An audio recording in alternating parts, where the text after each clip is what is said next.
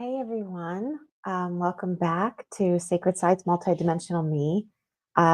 We are going to be talking about language today. It should be interesting. There's a lot of information out there about that. Before I start on that yet, I just wanted to mention a couple of things. My website is back up. Yay, it was like a while. So that is working again. So you can go ahead and go on to visionsbeyondthedesert.com, and we have it at the bottom scrolling. So if you are interested in doing that, the other thing that I wanted to mention is we have a couple of really cool shows that are going to be coming up. I am just going to pull up my channel really quick on YouTube. And so let's see. I'll share it with you as soon as I've got everything pulled up. Here we go. Okay, so let me share screen. Okay, so tomorrow, John is going to be doing a new time. He's going to be on the John Drop. We're going to try the 5 p.m. hour for him. So that will be Wednesday, tomorrow, 6/25, June 25th at 5 p.m. And he's going to be talking about storytelling that sells and the discipline that wins. So if you know anybody that's interested in sales or that just wants to do better in their job, dealing with people, that is a really good series that he's doing to kind of help with that. I'm really excited. The next day, I am going to be doing a new series with Sherry Divban and Solrita, and we are going to be doing the Divinity Within. So that'll be simulcasted on all of our channels. I'm really excited to do that with them. So for my time, Pacific Standard Time, it's going to be at 4 p.m. But since Sol will be doing it in Australia and Sherry will be doing it on the East Coast, just check your times for that. And then on July 2nd, we have another show coming in between, but Emma sent me the pictures of it for the person. I have to put it up, so look for that. I'll probably have it ready actually after the show today. Somebody that she watches on Instagram, and we're going to be doing an interview with him, I believe on Monday, right before Ken's. It'll be Monday the 30th. We'll be doing a show with this gentleman. His name is Anthony Campos. And that I think is going to be at 2 p.m. our time. So Pacific Standard Time. So that one, I haven't made the thumbnail yet, but we got the pictures. So I'll be putting that up. And then our dear friend Ken will be coming on to talk about some things that were happening in his life. We're talking about some timeline shifts, some orbs, some near-death experiences, some other realities, and all different types of interesting things. We did a session together, and we're going to be going over some of the things that we found in Ken's session. It's fascinating, super, super fascinating. So I'm really excited to share that. I hope you will come and support our dear friend Ken. That will be July 2nd, which is actually my son Nick's birthday. And that will be at 5 p.m. Pacific Standard Time. So please come and join us for that as well. So we have a couple of really cool things coming up. I'm excited about that. And then today is my good friend Annette Horn's birthday. So I want to wish Annette a happy birthday. And I hope that everything is great for you today and the rest of this year. Happy birthday to you. So that's the stuff that I wanted to kind of start with. And then I also wanted to talk to you guys a little bit about this frequency thing with language, because we talk about it, right? We talk about language and just kind of what it means to how we speak, right? We know all that. We do affirmations and things like that all of the time. But, and we talked about in fractals and frequency, we talked a little bit about it too. So really what, I wanted to talk about was the words that you speak, the frequency that you're saying, and how you're putting things out there in your field, in your energetic field. So how is it shaping that? And then over time, what has that done? And I was looking into this a little bit, and I was recognizing that, over the last period of time, it seems like our language has definitely changed, but our dictionaries have changed. The thickness in the dictionaries and the words that were presented there. Our dialect, of course, has changed. You can listen to movies that are old movies, not even just when they're trying to depict, the 1600s or the 1800s or something, but even listen to, how they spoke and stuff in the 40s or, whatever. So our dialects have definitely changed. And then now we've had this slang that's really come in. I know they always had slang to a degree, but I feel like, we probably do have, I haven't looked, but we probably do have a whole dictionary about slang, you know? And I was thinking, like, has it been weaponized, our language, with slang? And so I started looking into that, and I found out some very interesting informations because you could say it was weaponized or even compressed, our language, to limit us with slang. And then today we're going to just try to decode, like, the spell of language and what that is, and look at what changed and why it changed. And then how do we reclaim the original frequency of, like, truth and clarity and higher vibration? Language isn't just communication, it's vibration. We talked about that in fractals and frequency. And when we speak, we emit sound waves that affect not just others that are around us, because we know that what that happens when we're talking to people, right? Depending on the words that we use, we're affecting them, but it's also affecting, other things. So it's kind of like our electromagnetic field that's around us, and there's science to back that up.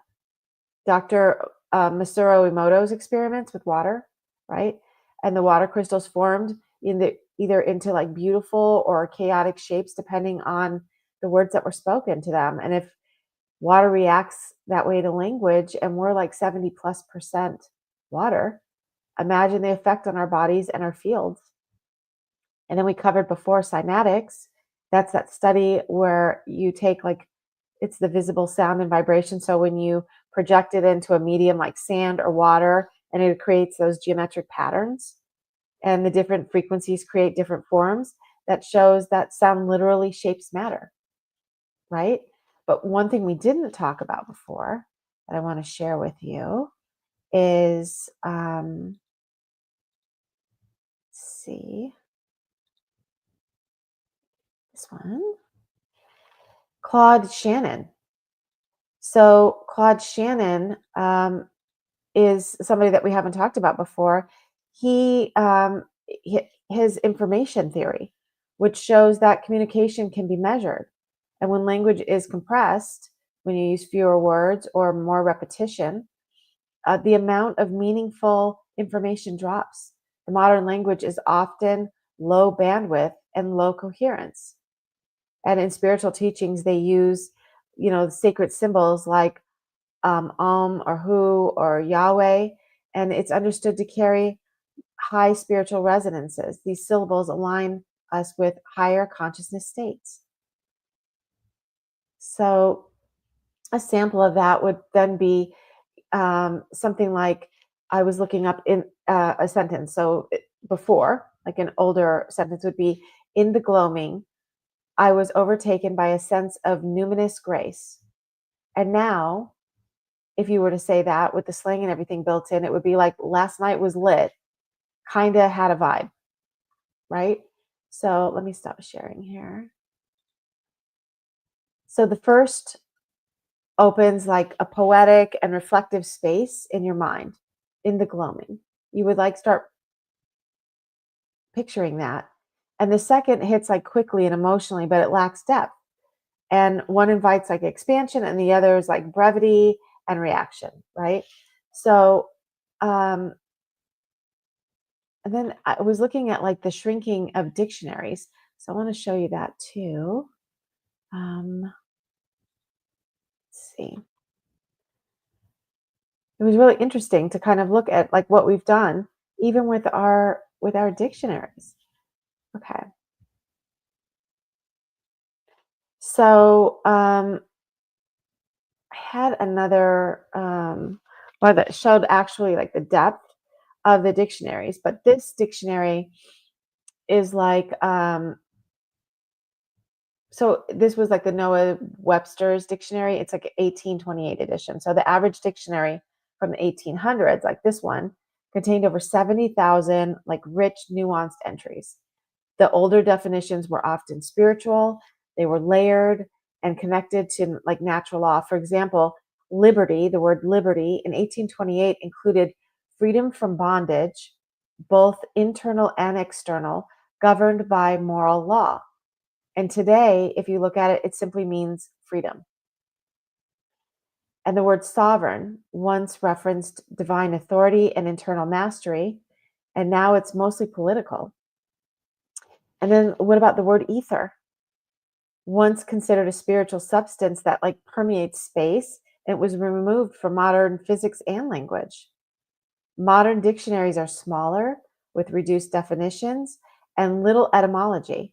Language has been pruned. And in doing so, our ability to think in certain ways has been limited. Okay, so let's look at the next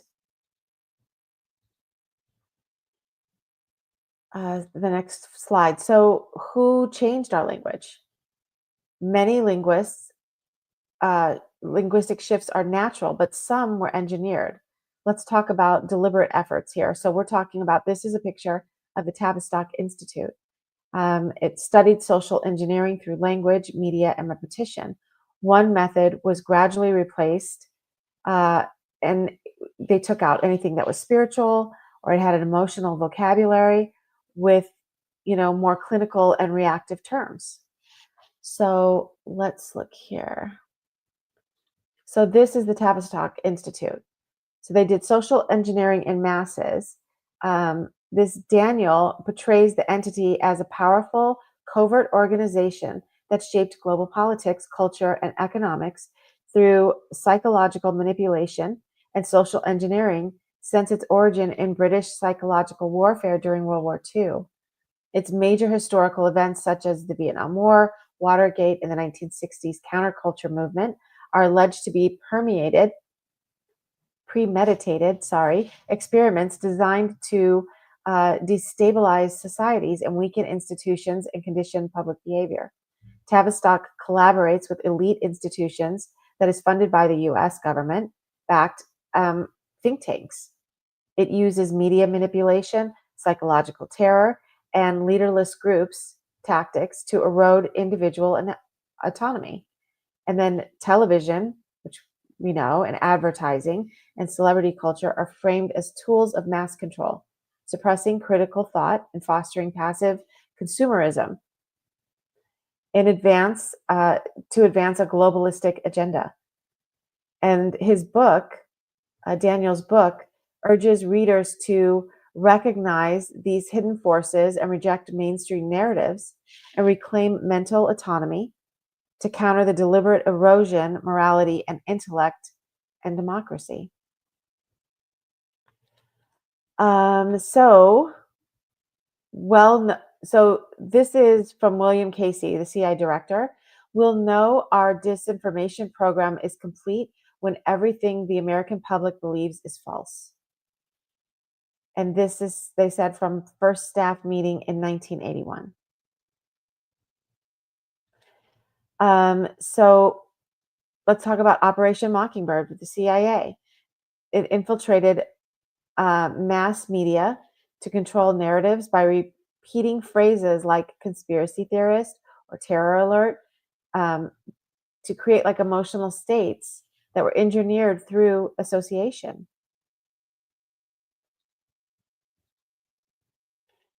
So, what is Operation Mockingbird? The term Operation Mockingbird seems to have originated from Deborah Davis's unauthorized and controversial biography of Washington Post owner Katharine Graham, called Catherine the Great. The term is not often used in reporting about journalists working with the CIA from the 1970s and shouldn't be confused with Project Mockingbird, a confirmed CIA operation that tapped the phones of two journalists in the 1960s. For clarity's sake, however, Operation Mockingbird will be used here. So this is basically talking about how the New York Times article published something, and it was in the Rolling Stones too, that they were basically trying to use the press and use words to project what they wanted to onto the belief system of the public. Um, and then George Orwell's Newspeak in 1984, his book 1984, wasn't necessarily fiction. It was a warning. Newspeak reduced vocabulary so people couldn't rebel mentally. If there's no word for freedom, how do you conceive of it? It wasn't accidental. This compression of language has a purpose: to limit abstract thought, inhibit emotional processing, and eliminate connection to the mystical. And if we look at Newspeak, it was in his book. It was created for a totalitarian state, Oceania, and it allowed only a narrow range of specific words in an attempt to control freedom and expression of thought. Ironically, many of the words created in Orwell's to convey how a regime can suppress population are now common used words here.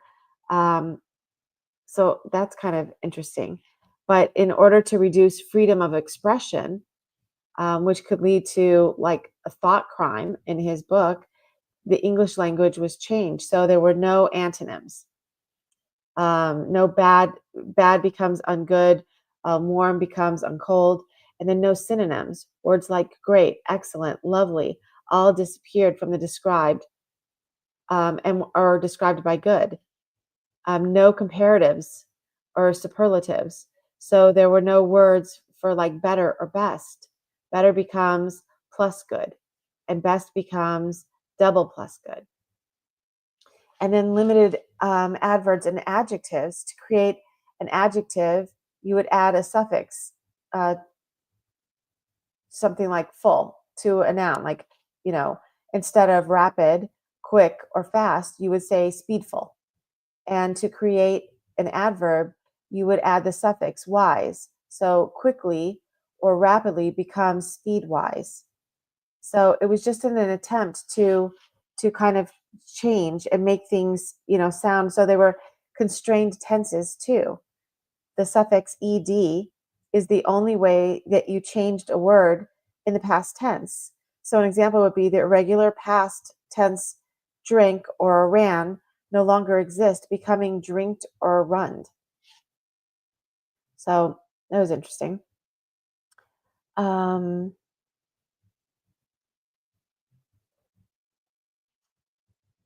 Hi, Annette. Happy birthday. Um, yeah.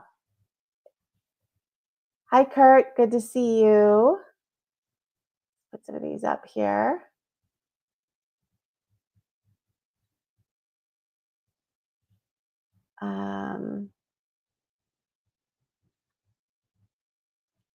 Hey, Emma. How are you? Thank you for joining.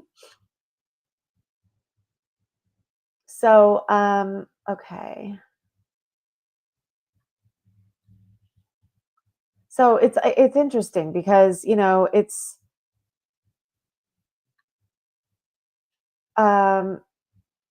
sorry, I just got a text.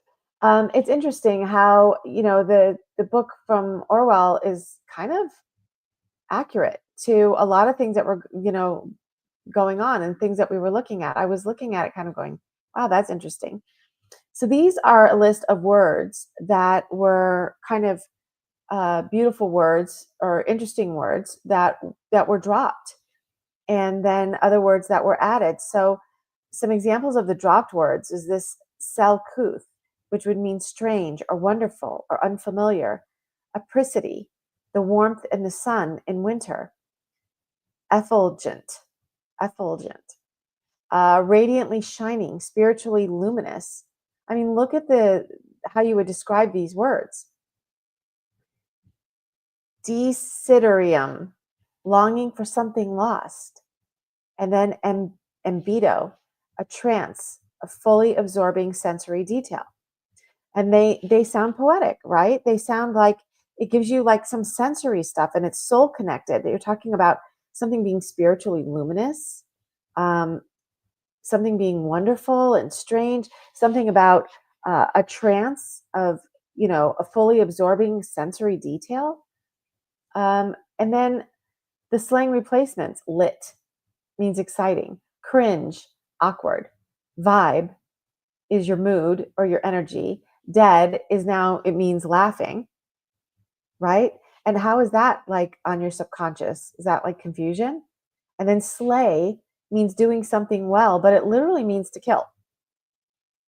It's like, it's kind of crazy. Um, and I don't really think it's an accident. My daughter uses these words, these slang words. Um, okay. So here's a phrase comparison. Um, I never heard this word before, frisson. I don't know if you guys have heard it. It's a French word, but um, she felt a frisson of anticipation, and it means a sudden strong feeling of excitement or fear, a thrill. And now it was like she was shook. It's like, I don't know. I just thought that was interesting too. Um, so sentence and structures, are different. They're changing as well. So old sentence forms that use like a longer structure and they were nuanced and there was depth in it, people don't want to write that long anymore, or because we're texting, I think it kind of changes it. What do you think? I think people don't really, want to um, type out that much or write out that much, right?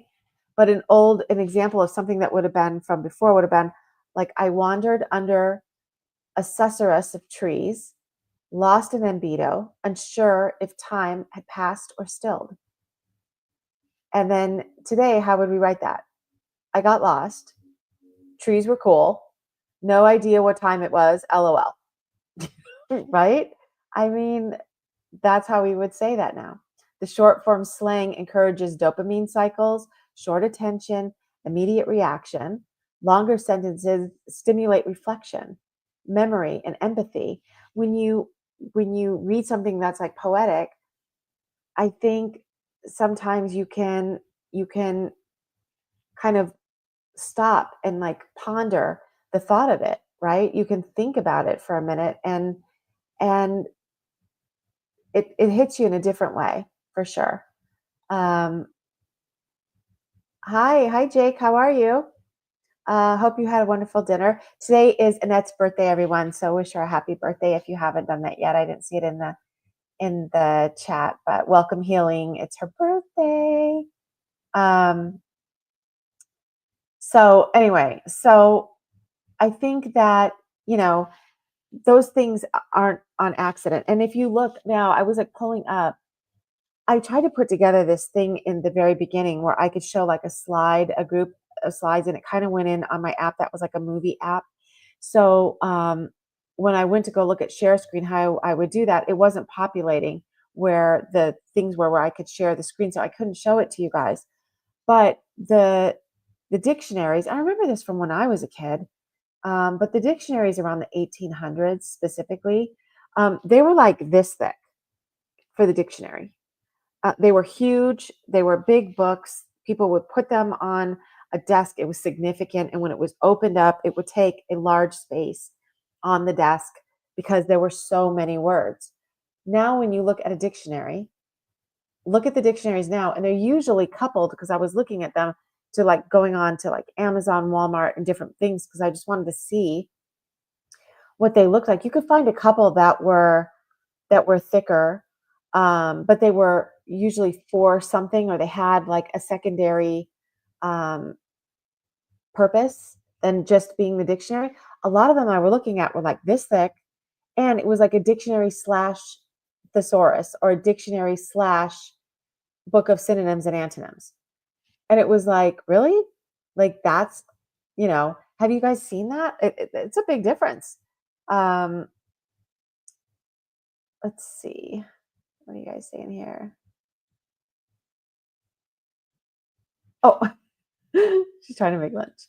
The fast-paced lifestyle made it so we didn't have the time to communicate accurately, amongst other things. It's so true.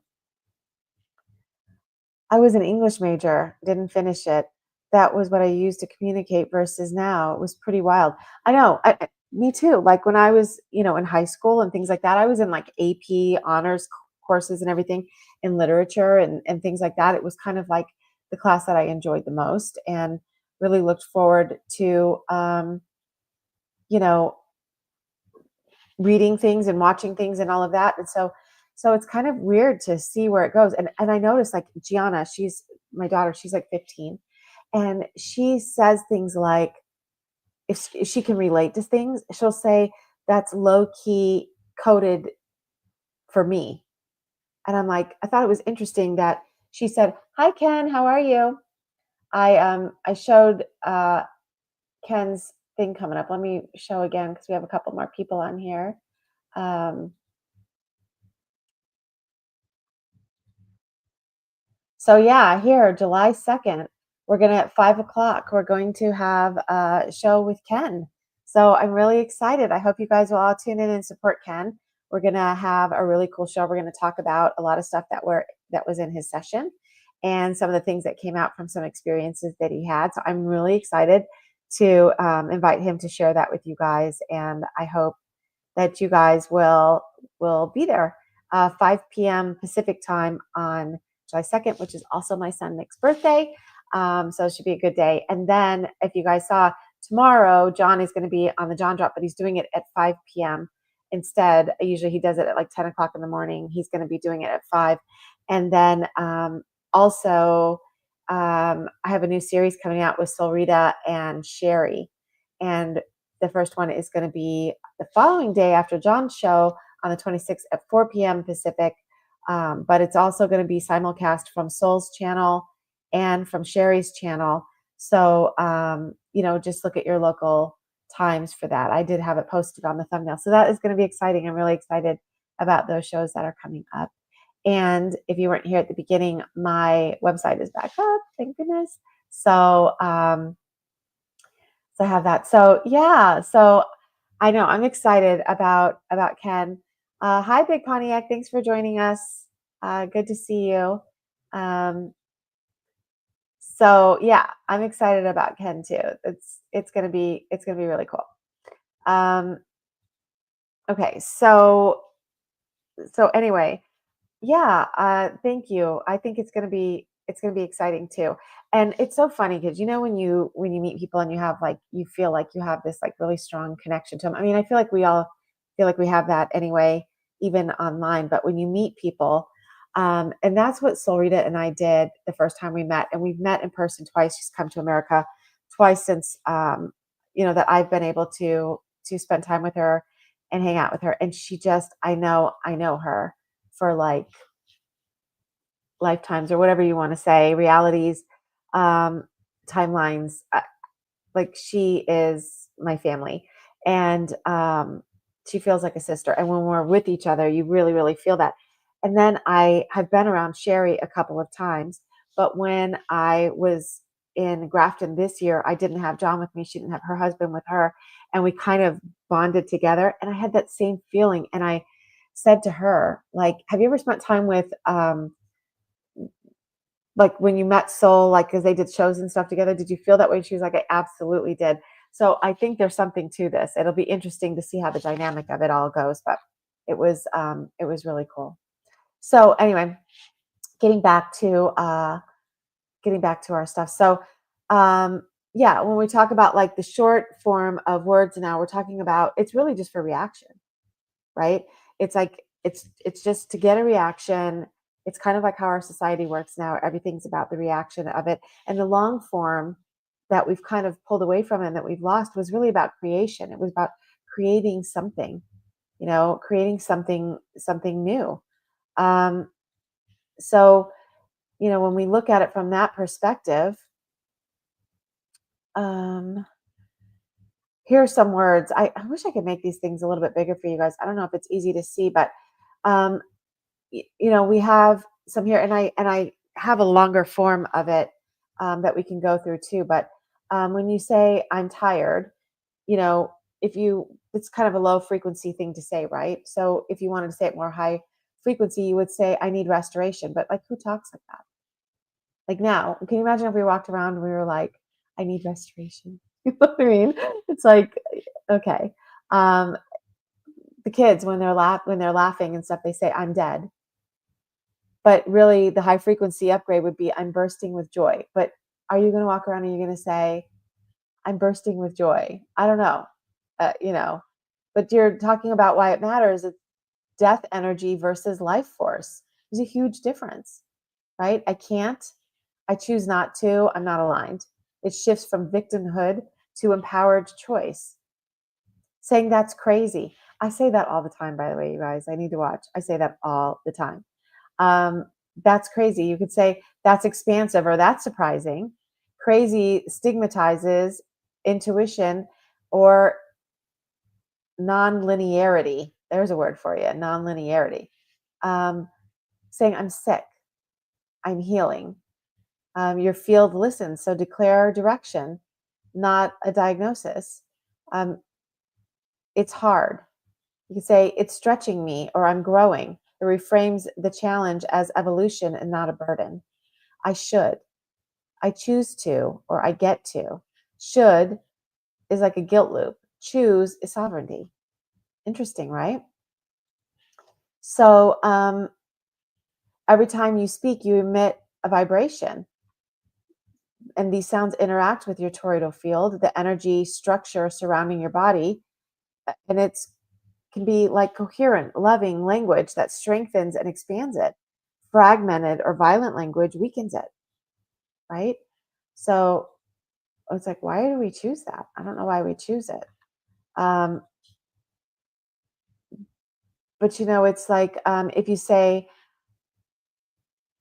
I'm radiant, like the Masaru Emoto stuff, if you look at what that did to ice and stuff, how would your field harmonize? If you said, I'm radiant, if you say, I'm dead as a slang, what your field is going to receive is going to be like a confusing input, right?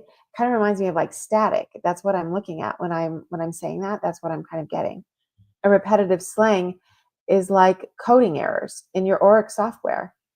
So if you have loving, poetic, intentional language, it acts like frequency medicine, which I thought was pretty interesting. So you can use these word swaps. Word signals instruction for your field, right? So every phrase is like a mini spell or code.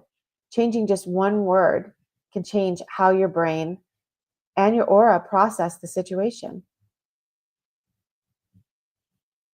It's kind of an interesting thing. What do you guys think? Let me stop sharing that.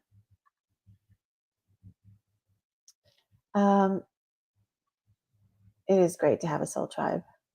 So true.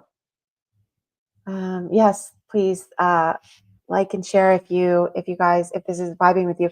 What do you guys think of that though? Like, do you find that you're using words that are shorter and more negative? I know I do when I text for sure, because I'm just trying to get things in emojis and things like that. John sent me um, like one of those shorts or something, and it was talking about how the emojis match some of the things from like King Solomon when he was given these I forgot what they call it, sigils, which were to summon like demons or something to make things happen, and a lot of the emojis kind of matched some of the sigils, which I thought was interesting. And the first emojis that came out, I guess there was like 72 of them, and there were 72 sigils in that story. So I don't know. I don't go that deeply into the Bible. I've read it. I've read it a couple of times, but just for myself because I didn't want to ever have to take somebody's word for what was in there. I wanted to read it myself, and I think it was like 22 or 23. I read through the entire thing.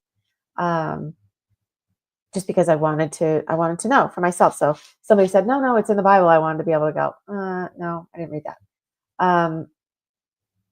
Let's see. Time to reprogram daily language. Soul always suggests post-it notes around the house to remind you. It's a really good idea too. because, it's like our affirmations and stuff that we say, right?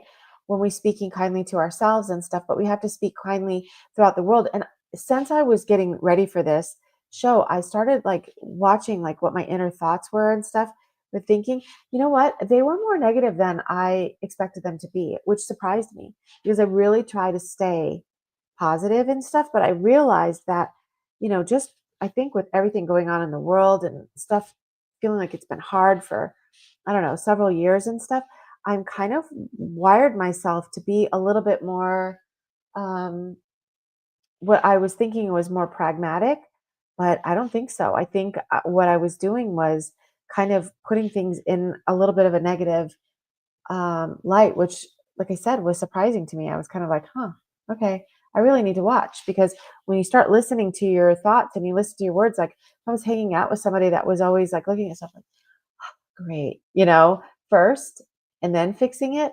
it would wear on you, to be around somebody like that. And I'm doing that in my head all the time. Ken, I always start the morning with today is going to be a fantastic day. That's beautiful. And that's exactly, how you want to start your day, right? Um, I think that it matters and to remember it throughout the day. I remember when I was first trying to reprogram, and maybe I'll do it again because it really did help me in trying to get into the heart space. Marina Jacobi talked about setting an alarm on your phone and having it go off every hour for like, it was 9 days. And you built up to it. So for the first time, you would maybe have your phone go off, I don't know, every 2 hours, and then or maybe every 4 hours. I don't remember. It was like a process though over that time. And then you would go in and you would do it. And when it go up, you would just take a moment. Doesn't have to be a major thing. You can close your eyes if you want to, or just think it, and you say something positive and something in gratitude, whatever it was. And it was just a reminder, and it really did help you to remember. The old poetic form of speaking and writing brings about a feeling and carries a specific energy that is felt deep within. I think the old form of language is designed to actually keep us in our heart. I think so too, and also keeps you connected more with spirituality. Because when we were looking at um, some of those like old sentences or words and stuff, the meanings of them, the definitions of them, they had a certain like spiritual uh like undertone to them. We don't have anything like that now, right? um Emma says it's tricky to change habits and realize you're actually doing it. It is. It's hard to do that. Jake, I've been working on changing I need to I want to. That's good. Yeah, that's really good, and it's so important, to be able to kind of change it. So that was I was thinking about is like how do you reclaim your language frequency? And I was thinking of like practical tools and stuff that you would do it. So um, one thing that I was looking up that you could do is like a word of the week practice. So choose an elevated word like respair, um, which means like hope or renewed. We don't use that, right? But you could use it in journaling. You could try to put it in your conversation, or you could even use it in meditation. You could find excerpts and stuff from old texts. Pick a passage from the 1800s literature or some kind of mystic poetry or an ancient sacred text.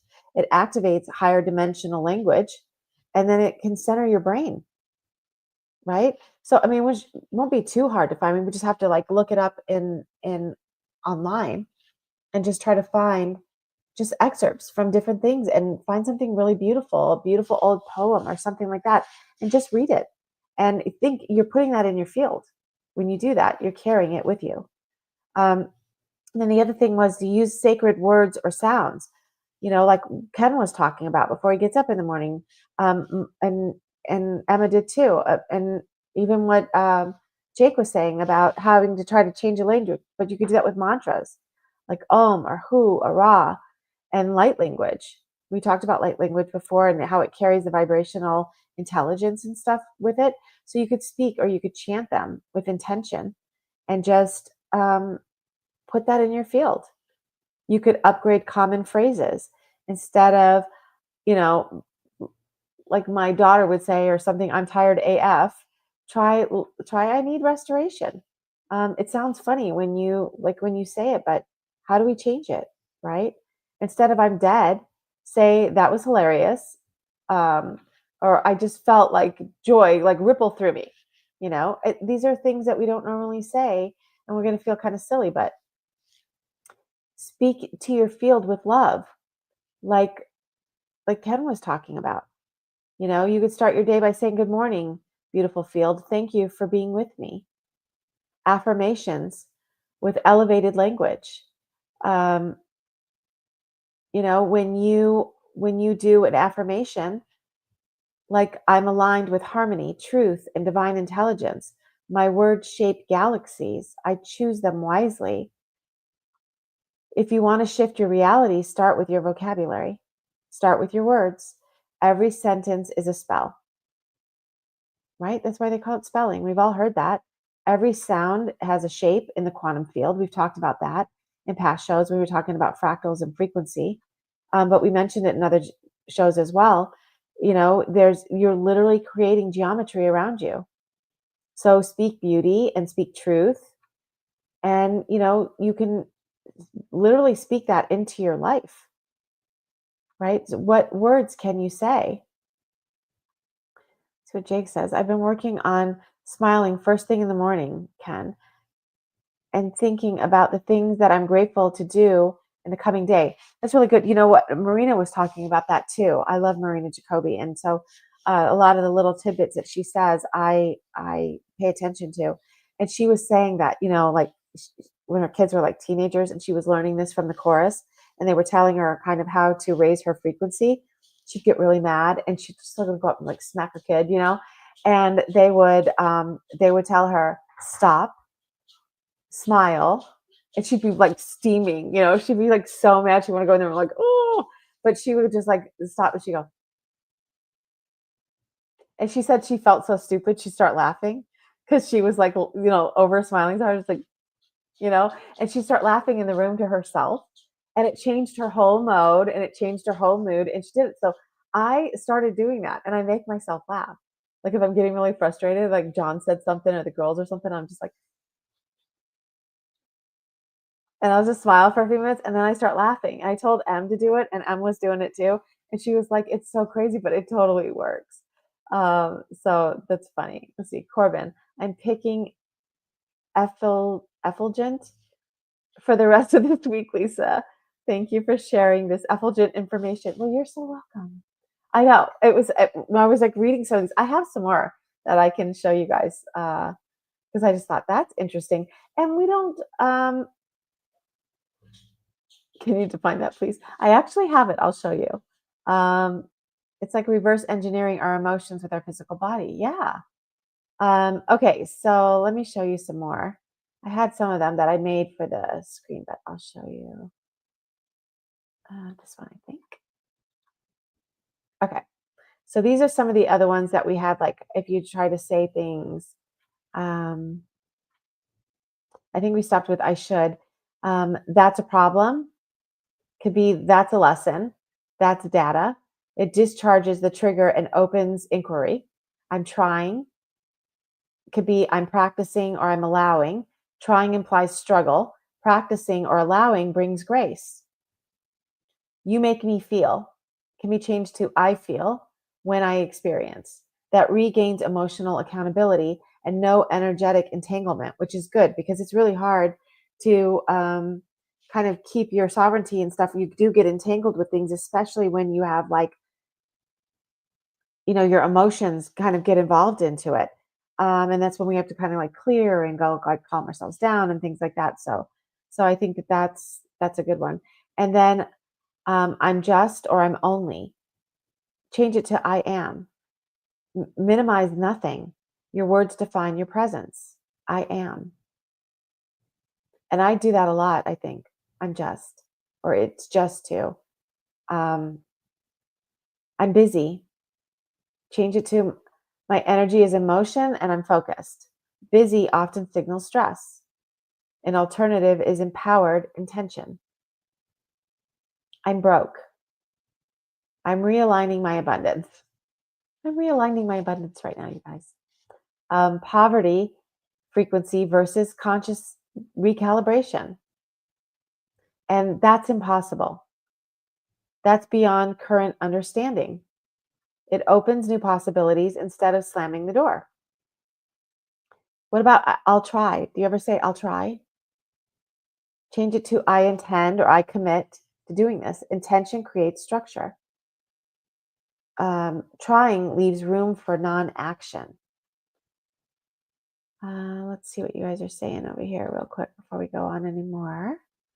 Um,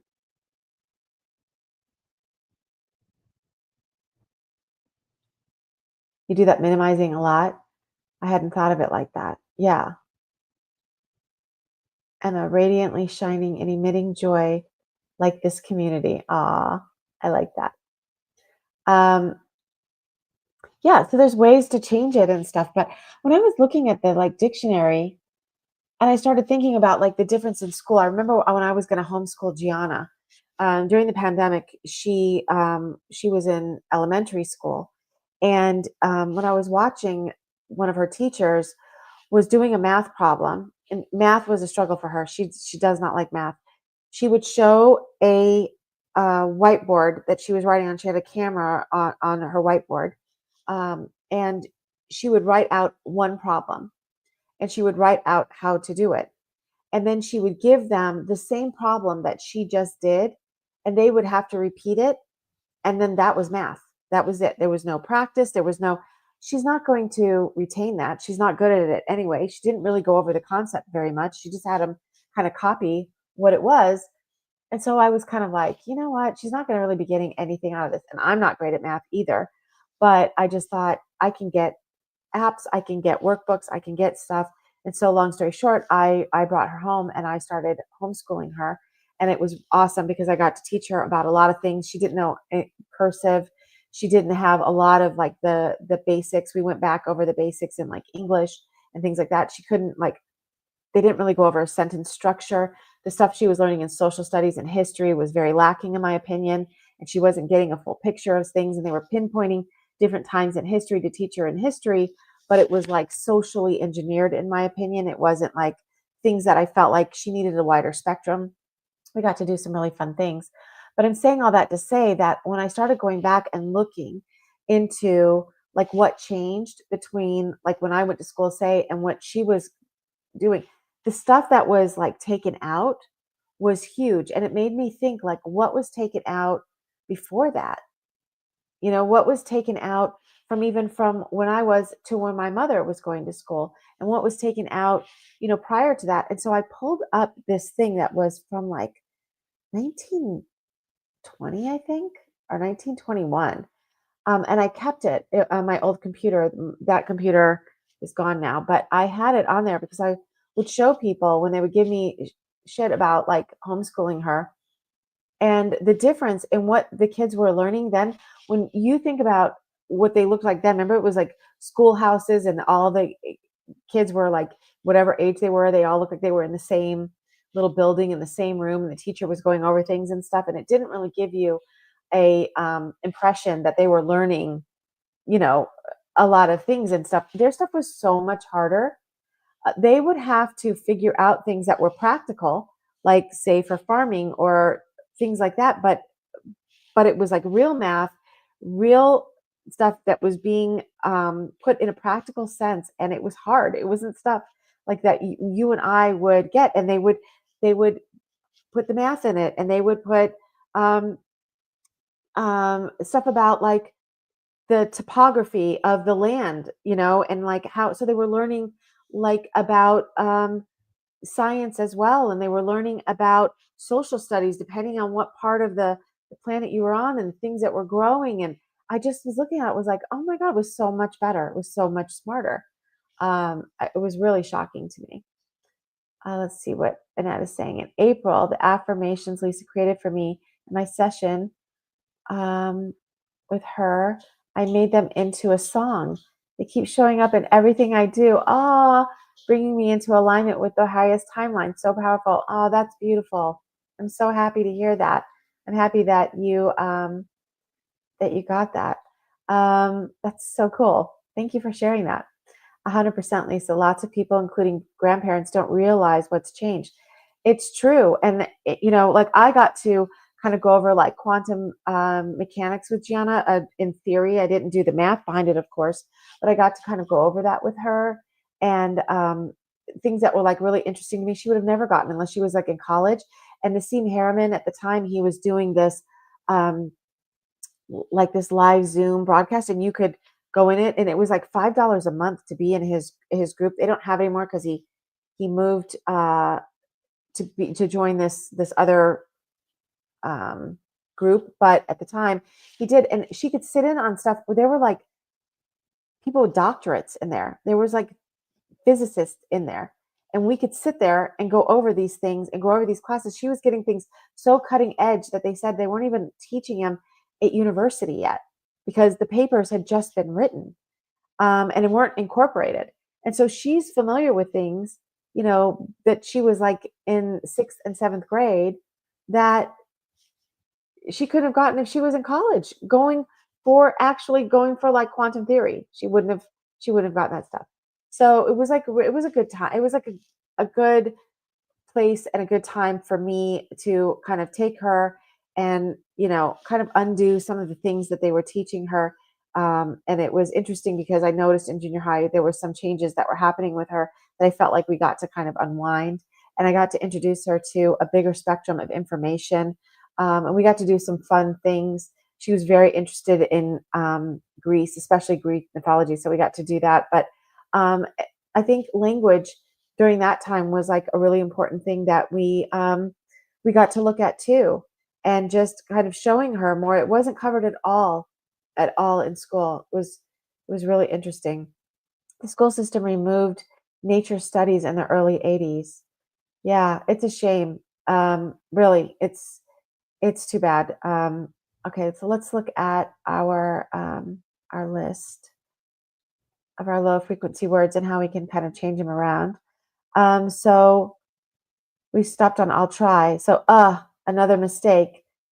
You could reframe that like it's a refinement, right? And it reframes self-criticism as learning and iteration. It's scary. It's unfamiliar. It's unknown. Scary spikes cortisol. Unfamiliar allows openness. This sucks. You could change that to this is shifting. This is intense. It's transmutation instead of resignation. And then that's stupid. That's not aligned, would be the better way to say that.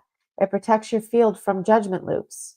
Can you imagine when we're talking in a day, what we're putting in our field? And we wonder why it's manifesting doesn't go the way that we want it to. What are we carrying in our field? By conversations we're having, by songs that are playing on the radio, by shows that we're listening to, and the way that that person's speaking. Saying I'm sorry, it's overused. You could say thank you for your patience. Gratitude instead of shame-based apology when appropriate.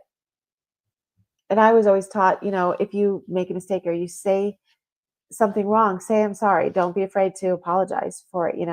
So I always prided myself on being that person that if you said something to me, even if I knew that that wasn't necessarily what my intention was, it really didn't matter because it was how it was perceived. So I always wanted to own it and just say, you know what, I'm sorry. That was not my intention.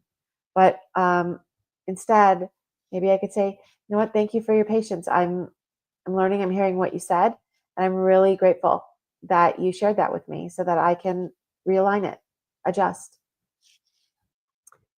So saying, I hate this. You could say, I'm discerning that this isn't for me. It reclaims neutrality and peace in boundaries. And isn't that one of the things that we're supposed to do? Aren't we supposed to try to stay in neutrality as much as possible, right? I don't know. I think that, that's one of those things. Where can you find in your life where you can upgrade what you're saying. And if you guys want to look into any of these things, the Hidden Messages in Water book by Emoto Masuro, that Orwell, when we were talking about how they changed language and looking at what they actually use now, what words we actually use now that came out of that book in 1984. And Claude Shannon, his stuff that we talked about in the first slide, where he showed how communication is different. It's a mathematical theory of communication. That's his book, A Mathematical Theory of Communication. And then, of course, Nassim Haramein talks about his stuff in the Resonance Science Foundation. And then you can go to etymologyonline.com to kind of look at the etymology of words and how it's structured and how it's changed. You can look at the Webster's 1828 dictionary and see the differences in what is available to people to use and to learn, as opposed to what you can find now. And you can also look up Zipf's Law in Linguistics. That's ZIPF apostrophe S, Law in Linguistics. And then, of course, Dr. Joe Dispenza always talks about work on coherent language and frequency.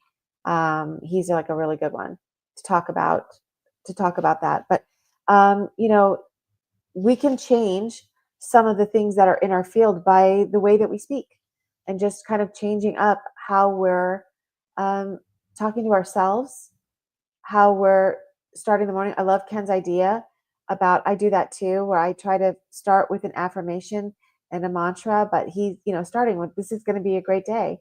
What was it exactly? He said, I always start the morning with, today is going to be a fantastic day.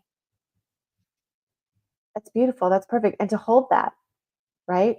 To hold it and embody it throughout the day, no matter what kind of stuff is hitting us. We have to get to that point where we can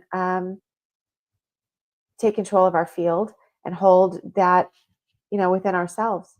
So, let me know what you guys think. But to always remember that, there are a lot of things that are hitting us that are negative, coming from different places. So where do we have control over it? Because singularly right now, I cannot walk outside and change the air, right? I can't change what that is. I can't make them stop doing what they're doing to food immediately. We can take steps and we can work on those things, and we can do our best to buy things that are farm fresh, and all of those things, get filtration systems and things like that. But to change it all right now and to say, okay, that's going to stop, we can't really do that. But what we can do is work on our language and how we're putting things into our field. Hi, Stephanie. Thanks for joining us. Right. So that would be the way to do that, to find the words that we can switch up, and say something in a different way. Remember, you guys, that tomorrow John is going to have his show coming on at 5 p.m. And he's going to talk about storytelling that sells and the discipline that wins. If there's anybody that he used to run like bank programs, I don't know if you guys know that, but he used to train like hundreds of people. He's worked for very big companies and had the benefit of learning how to do these things. So if there's something that you can benefit from, and just, and I think selling is like a 4-letter word now that people look at it from a negative, but not the way he does it, because he holds integrity and he's always coming from a place of wanting to help people first. So, even though you have to make a living, right? You have to make money and you have to do things. But, if you have your own business, if you're doing sessions, if you have any of those kind of things, you have to be able to reach people and be able to speak to people in a way. And sometimes, again, it's language and the way that you can tweak something in order to have an understanding, but always to come from a place of integrity, which John does, which I love about him, because he had opportunities he's always been a person that was in the mid six-figure income, and he could have done things uh, to just kind of take care of himself and not do things the right way. And he didn't. He would take less of a commission to do more for someone because it was someone's grandma, or it was somebody that just went through a hard time, or after talking to them, he realized they just came out of the hospital, and how can I help them, and what do they need? And, so he's a good person. He's a really good person in that way. So if you're interested in that, that's a good thing. Then the day after, I'm going to be with Solrita and Sherry, and we're going to start this new series. I don't know how many there'll be. We'll just see how it goes, but the divinity within. And we're going to just try to keep that very high vibe and talking about things that really, you know, are common things we're all going through, and how we keep ourselves in alignment in our best possible space, which I can use right now too. The reminders, a lot. It's hard. You have to keep pulling yourself back in. I realize that I have to do that a lot more and pay attention a lot more than I was having to do even just a year or two ago.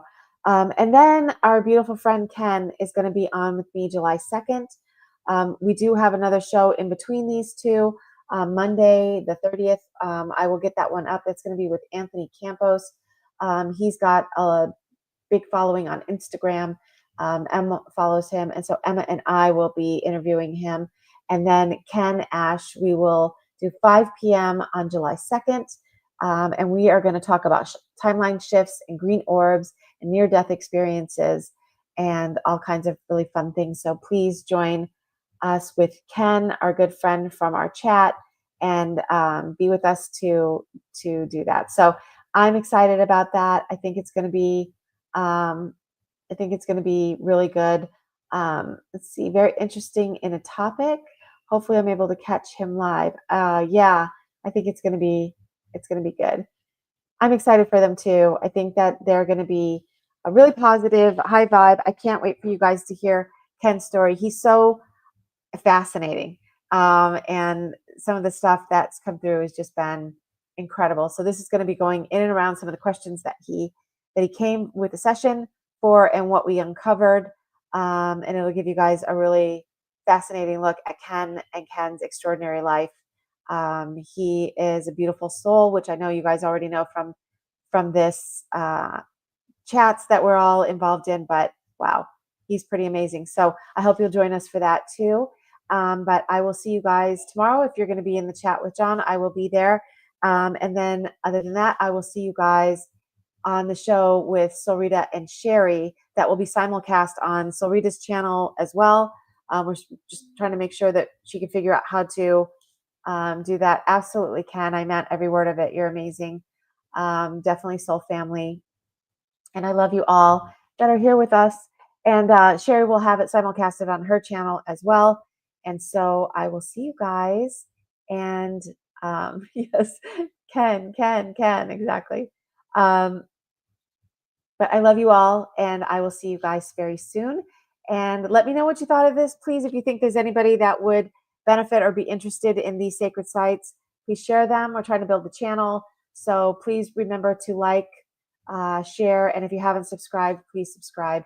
And thank you to everyone. It was lovely to spend time with you guys.